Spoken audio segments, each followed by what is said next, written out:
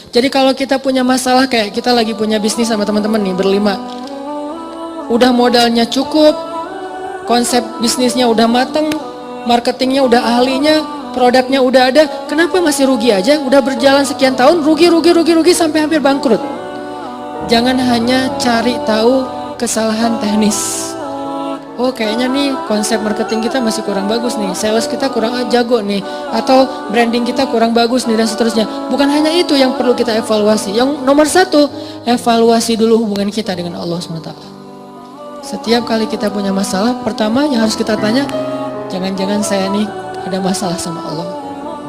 Dan itu yang selalu saya lakukan. Kalau saya punya masalah, saya langsung tanya, kayaknya ada yang gak benar nih saya sama Allah. Mungkin sholatnya kurang khusyuk, mungkin beberapa kali jadi gak sholat di masjid karena sibuk, atau karena ketiduran, karena apa.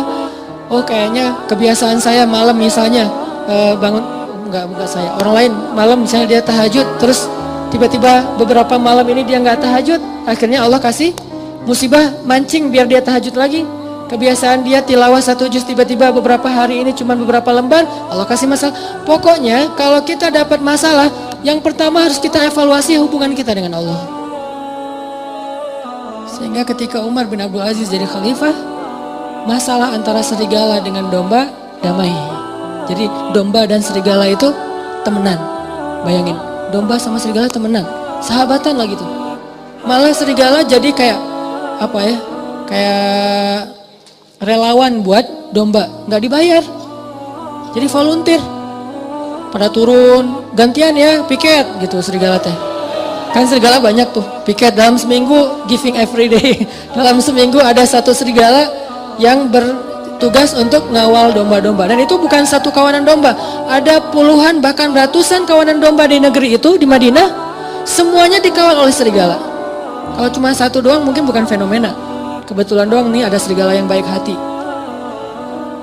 Tapi kalau misalnya jadi kayak semua kawanan domba itu dikawal oleh serigala, ini fenomena nih. Akhirnya laporlah kepada Umar bin Abdul Aziz, ya Amirul Mukminin, apa yang terjadi?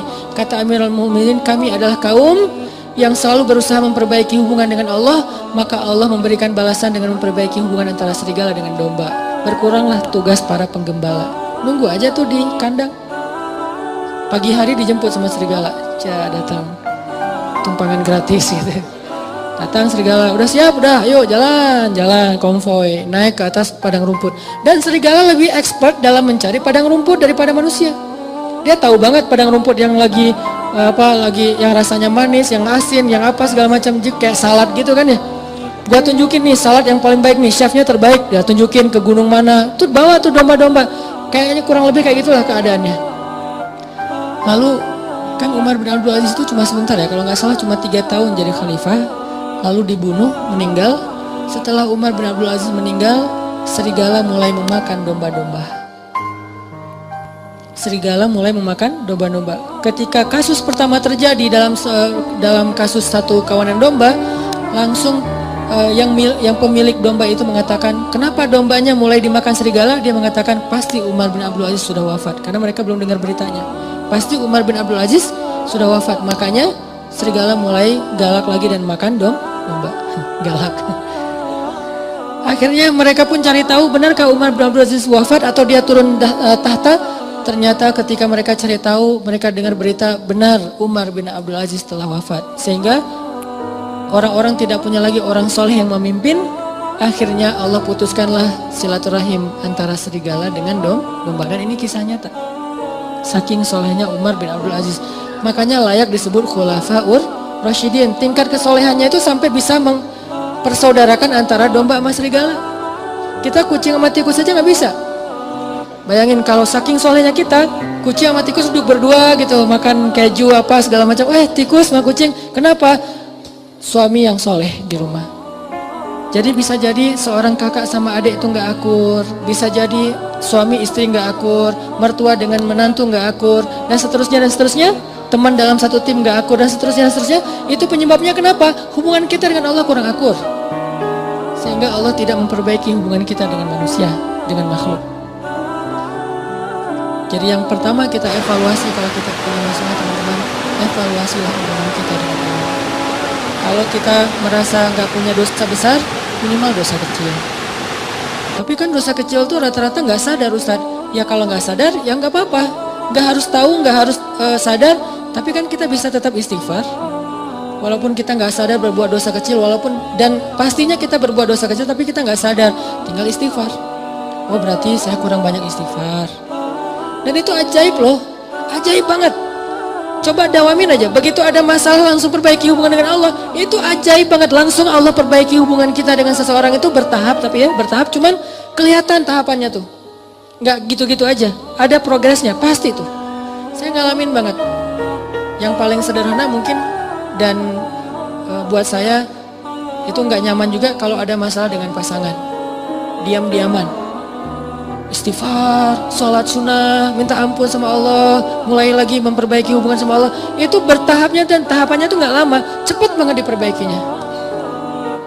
Oh emang benar, berarti sayanya yang menjauh dari Allah, saya yang mutusin Allah, sehingga Allah putuskan saya dengan makhluknya, dengan hambanya. Kan Allah yang membolak-balikan hati kan.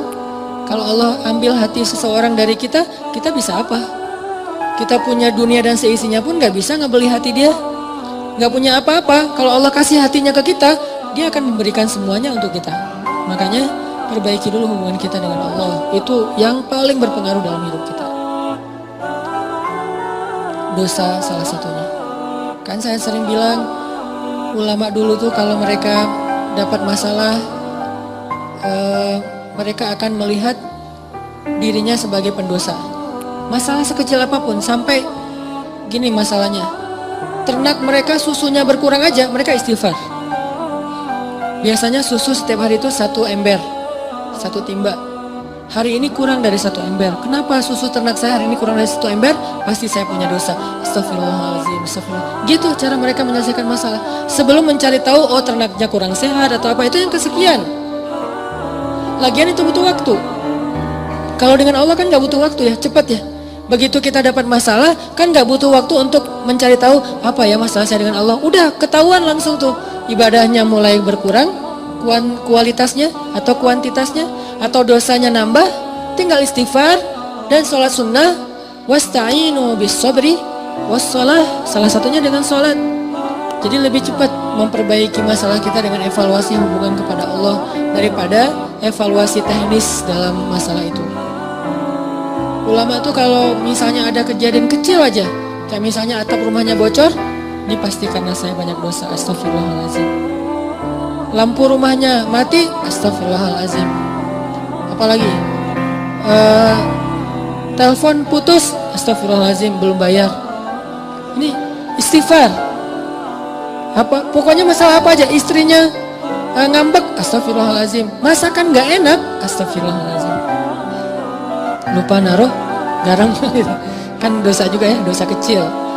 Artinya istighfar, perbaiki hubungan dengan Allah. Ini salah satu hal yang bisa kita evaluasi kalau kita lagi punya masalah. Yang kedua apa? Nah setelah masalah kita dengan Allah udah kita evaluasi, coba evaluasi lagi poin yang kedua tuh hubungan kita dengan orang tua. Karena ini juga sangat berpengaruh teman-teman dalam hidup kita, terutama dengan ibu. Dan beda ya cara kita berinteraksi sama ibu dan cara kita berinteraksi dengan ayah, itu beda. Kalau dengan ibu berbuat baik, kalau dengan ayah minta kebaikan. Apa kebaikannya? Doa. Jadi kalau kita nanya ke Nabi, ya Rasulullah, siapa orang yang paling berhak dapat kebaikan dari saya?